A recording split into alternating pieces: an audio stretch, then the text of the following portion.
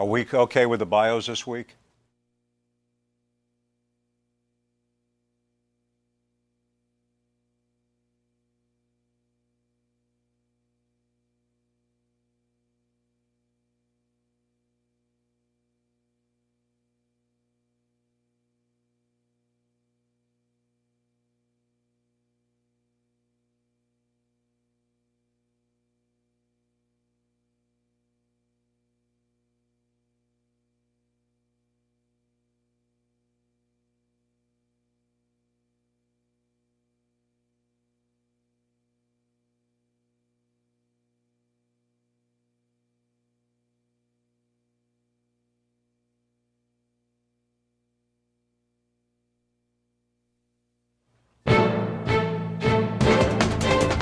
Hi, everybody. Welcome to Voice of Reason. I'm Larry Kane. I am pumped up again because it's the second week in a row that we have a real live congressional debate recorded here at the Comcast studios. And tonight we welcome the candidates in New Jersey's 3rd District congressional race, Democratic incumbent John Adler. John, Congressman, welcome. Thank you. Good to see you. 3rd District. And his challenger, Republican Jon Runyon. Let's take a look at the bios right now, the candidates. John Adler is 51 years old. He's married. He's got 4 children. He attended Harvard College and Harvard Law School. He currently serves in the U.S. House of Representatives. Since January 2009, he has represented New Jersey's 3rd District in Congress. Prior to that, Adler was a member of the New Jersey Senate for 17 years, starting back in 1992. Republican Jon Runyon is 36 years old. He's married with 3 children. He attended the University of Michigan. Runyon's 14-year career in the National Football League began in 1996 when he was drafted out of Michigan, the Houston Oilers. The team moved to Tennessee and became the Titans. He was with the Philadelphia Eagles from 2000 until 2008 and finished out his NFL career with the San Diego Chargers. Now he's moved from the playing field to the political arena, and we'll start with you. Hopefully a question that you've been waiting for a long time, the economic situation in America. People want specific answers. What would you do in Congress that could change the landscape as it is right now? Well, I think it comes down to a couple simple ideas.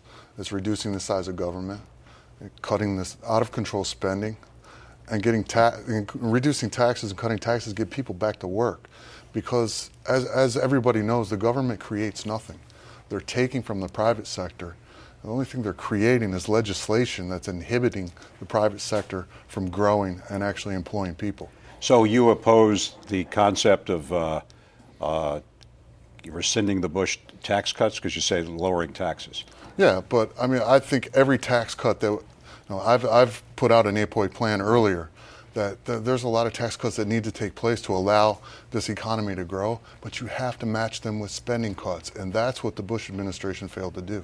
Okay, now on the Bush tax cuts, big issue around the country. You are for keeping them for people under $250,000?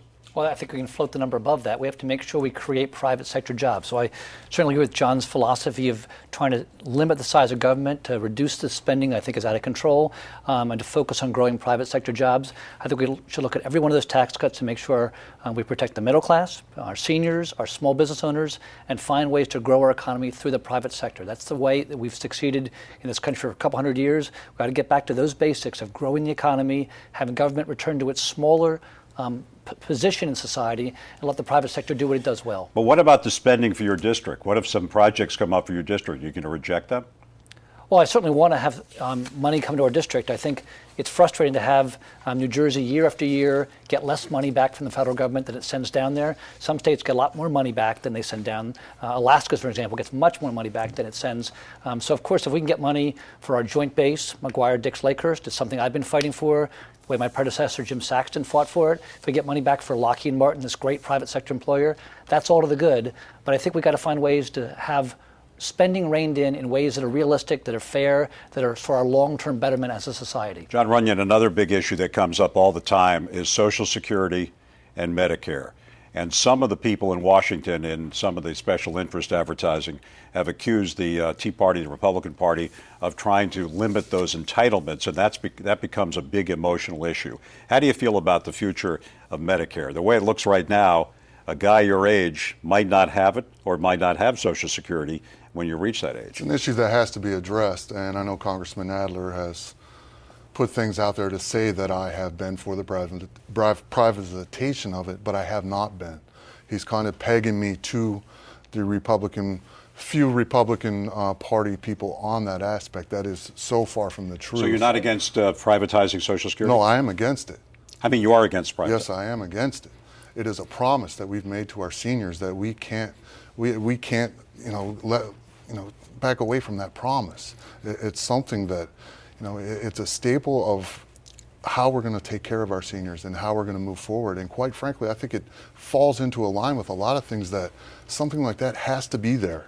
I mean, John has children, I have children. It has to be there for them, and it's going to have to get done in a bipartisan fashion, because that's the only way we're going to get a true solution that helps everyone. So you agree? I'm really happy to hear that, because unfortunately the Republican plan coming out of Washington is the same one that President Bush proposed 4 or 5 years ago, which was privatization. So I'm happy to see that John's sort of standing with me on that issue.